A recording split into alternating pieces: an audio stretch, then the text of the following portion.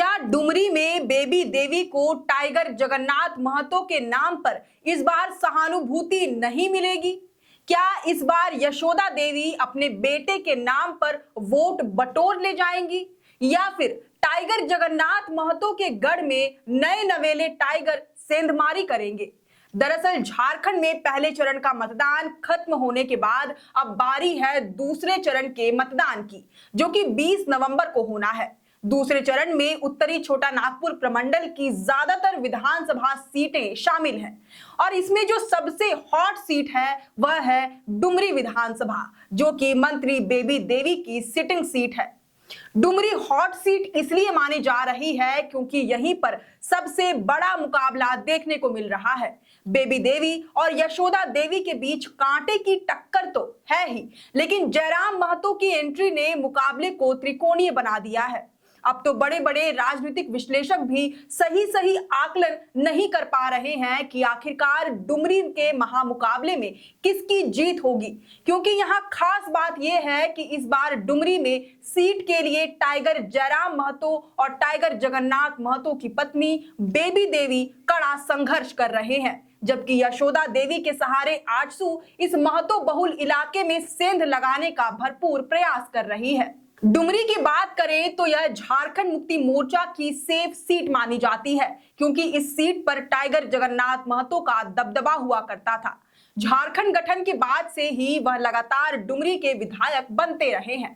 क्षेत्र ही नहीं बल्कि राज्य भर में उनकी पहचान एक जमीनी नेता के तौर पर बनी रही है। अपने विधानसभा क्षेत्र डुमरी में उनकी पैठ हर समुदाय और हर वर्ग के बीच बेहतर मानी जाती थी। साल 2019 में विधानसभा चुनाव जीतने के बाद उन्हें हेमंत सोरेन सरकार में शिक्षा मंत्री बनाया गया था, लेकिन कोरोना काल में उनकी सेहत इतनी बिगड़ गई कि आखिरकार 6 अप्रैल 2023 को उन्होंने दम तोड़ दिया।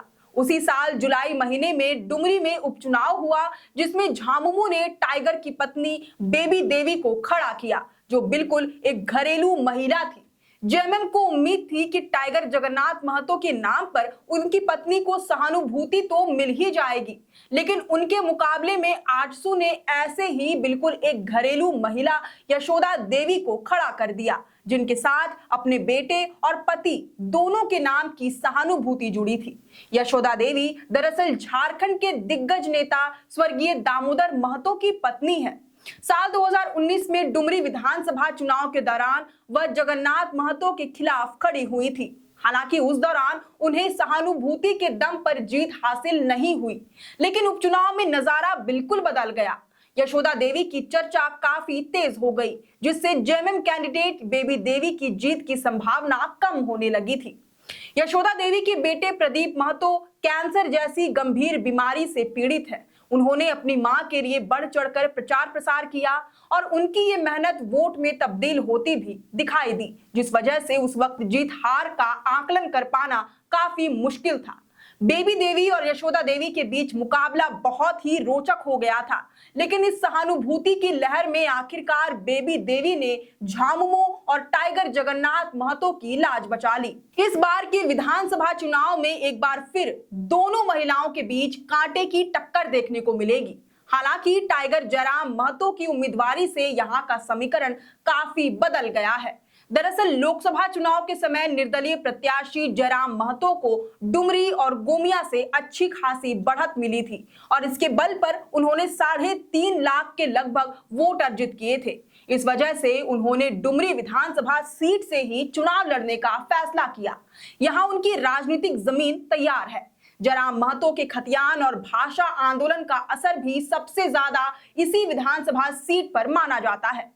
कुर्मी बहुल इस इलाके में जयराम महतो का जबरदस्त क्रेज माना जा रहा है, जिससे बेबी देवी और यशोदा देवी के पसीने छूट रहे हैं।